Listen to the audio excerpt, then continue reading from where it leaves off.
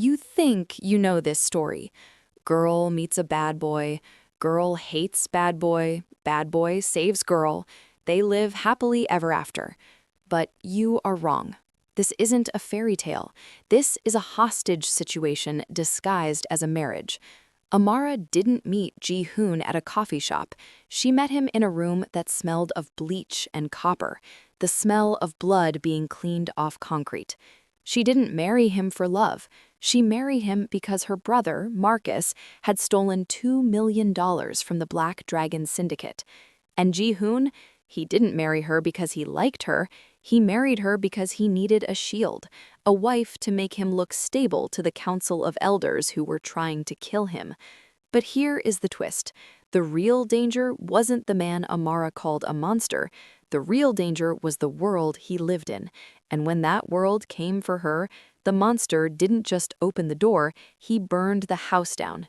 My name is Amara, and this is the story of how I fell in love with the devil, only to realize that God had left the building a long time ago. The rain in Chicago felt different that night. It felt heavy, oily. Amara pulled her coat tighter, staring at the neon sign of the Onyx Lounge. It was an upscale club in the meatpacking district, but everyone knew what it really was. It was the throne room of the Kang Syndicate. "Please, Marcus," Amara whispered to herself. "Please don't be dead." She walked past the bouncer. He didn't stop her. He looked at her like she was already a ghost. "Basement," he grunted. Amara walked down the stairs. The bass of the music faded, replaced by the hum of industrial ventilation. The room was cold, concrete floors, a single table. Marcus was tied to a chair. His face was a roadmap of bruises. One eye was swollen shut. "Amara," he croaked. "Run!" "Touching family reunion," a voice said from the shadows. Amara turned. He stepped into the light. Kang Ji-Hoon. He was taller than she expected. Lean, not bulky. He wore a suit that cost more than Amara's entire nursing school tuition. His hair was jet black, falling slightly over eyes that were terrifyingly empty. He held a cigarette, the smoke curling around his fingers like a pet snake. "Mr. Kang," Amara said, her voice shaking, "I'm here to pay." Ji-Hoon laughed. It was a dry, humorless sound. "Pay? With what? A nurse's salary? Your brother stole $2 million from a shipment of microchips. Do you have $2 million in your purse, Miss Washington?" I can work. I can set up a payment plan." Ji-Hoon walked over to Marcus. He placed a hand on Marcus's shoulder. Marcus flinched violently. "Payment plans are for cars," he said softly. "In my world, debt is paid in blood." He pulled a gun. Amara screamed, "No, take me instead." Ji-Hoon paused. He looked at her, really looked at her. He scanned her face, her desperate eyes, her trembling hands. "Take you," he mused. "What use do I have for a nurse?" "I'll do anything," Amara sobbed. "I'll be your maid, your courier, anything." Ji-Hoon holstered the gun. He walked closer to her. He smelled of sandalwood and danger. "My uncle is trying to vote me out of the chairman seat. He says I am too volatile, too unattached. He wants me to marry a chaebol daughter from Seoul. If I do that, I lose my control." He looked at Amara. "I need a wife, an American wife, someone unconnected to the families, someone desperate." Amara froze. "A wife?" "Contract marriage," Ji-Hoon said, cold. 1 year. You live in my house, you wear the ring, you attend the galas, you look at me with adoration in public. In private, you stay out of my way." "And Marcus?" "Marcus lives. His debt is erased. He goes to rehab on my dime.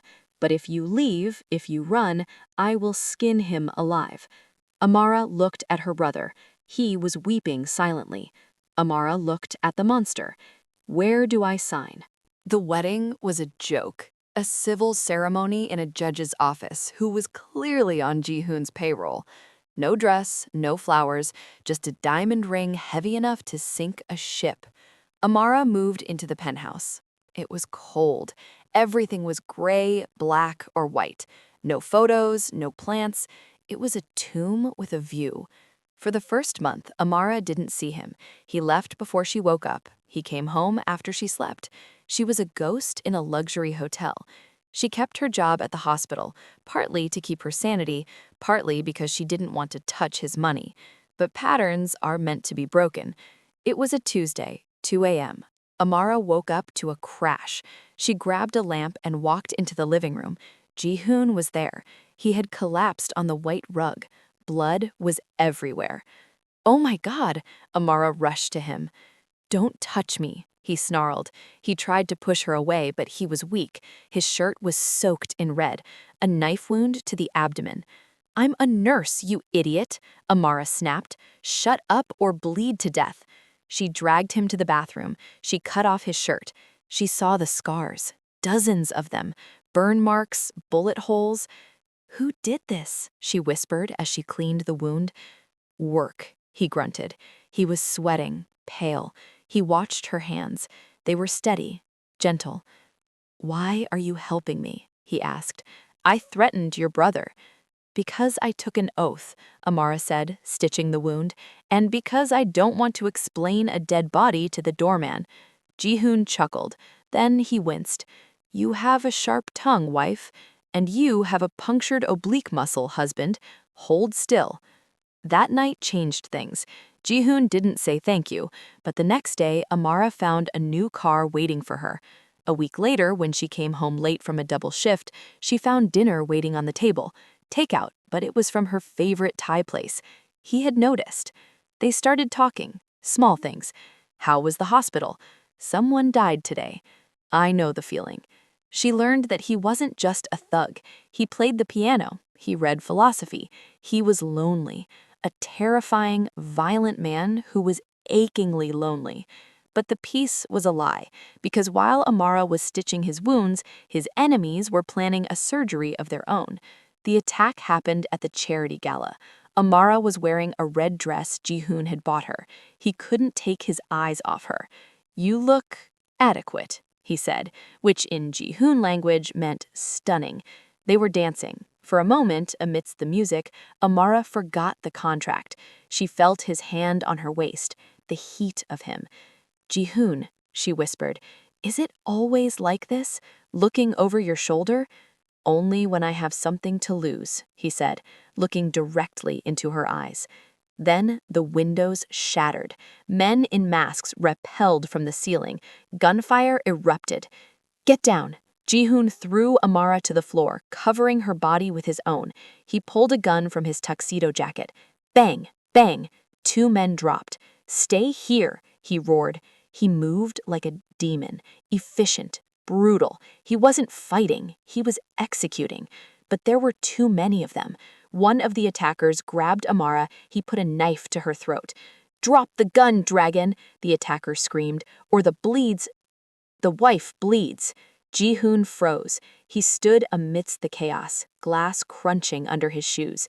He looked at Amara. His eyes were wide with panic. "Let her go," Ji-Hoon said. His voice wasn't angry. It was begging. "Drop it." Ji-Hoon dropped his gun. He raised his hands. "Take me," he said. "Let her go."